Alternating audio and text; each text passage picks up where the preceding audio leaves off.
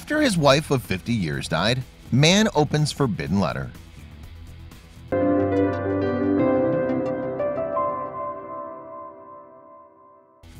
It's never easy losing a loved one under any circumstances.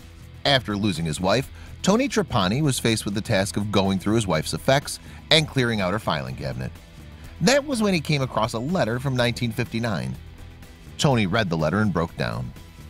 When Tony read the letter, he couldn't believe the words that his wife had written on that page back in 1959. In that letter, Tony made a discovery that he would never have believed possible before reading it. For more than 5 decades, his wife had kept a secret from him. During their marriage, Tony and his wife had only ever wanted to have one thing: children. However, this was sadly not possible, as his wife could not conceive. This discovery left them heartbroken.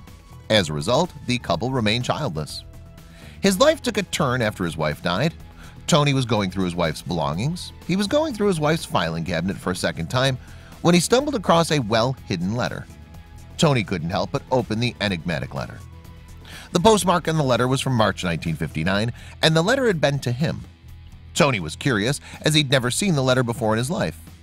Tony carefully opened it, and his eyes darted back and forth across the page. He sat in silence as he read the secret she'd kept from him. The letter read, "Dear Tony, I bet you're surprised to hear from me after so many years. I was just thinking about you tonight, like so many other nights, but I thought I would write you and find out how you are." The message wasn't from his wife, but from a girl he had dated before he married his wife. The following paragraph turned his world upside down as he read his ex-girlfriend's words. "Tony, please don't be angry or surprised to hear this. I have a little boy. He's 5 years old now, gray eyes and beautiful black hair. What I'm trying to say, Tony, is he's your son." Tony was dumbstruck. The letter ended, "Please, Tony, if you can find it in your heart to forgive me, please come and see him. Every day he asks me where is Daddy, and believe me, Tony, I can't even answer him anymore. He would be forever grateful to you if you would just see him. I'll close now, hoping and praying you'll answer." Tony and his family all believed that his wife had found the letter and read the contents. She then decided to keep the truth from him and hid the letter behind the drawer. Now that he knew the truth, Tony set out to find the son he didn't know he had. However, Tony had no idea that there would be more revelations along the way. The family started by searching for the name he'd been given in the letter. His girlfriend, Shirley Childress, had told Tony that her son was called Samuel Dwayne. Tony's sister, Arlene Schultz, had an idea. She began to search for connections to the child using Facebook. Samuel Dwayne Childress, meanwhile, had grown up in Pennsylvania and had often spoken to his mom about his absent father. As he told Fox 17 in January 2015, "I always ask my mom, what does he look like? She said, well, go look in a mirror." And Childress knew that his mom had written to Trapani, telling him that he was the father for her then 5-year-old boy. However, she didn't receive a reply to her plea to meet him.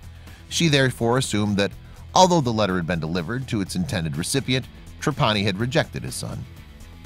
Indeed, the idea of ever meeting his father remained a distant hope throughout Childress's youth. But that all changed when Trapani's sister connected with her nephew's wife on Facebook. Soon, the long-lost father and son would meet for the very first time.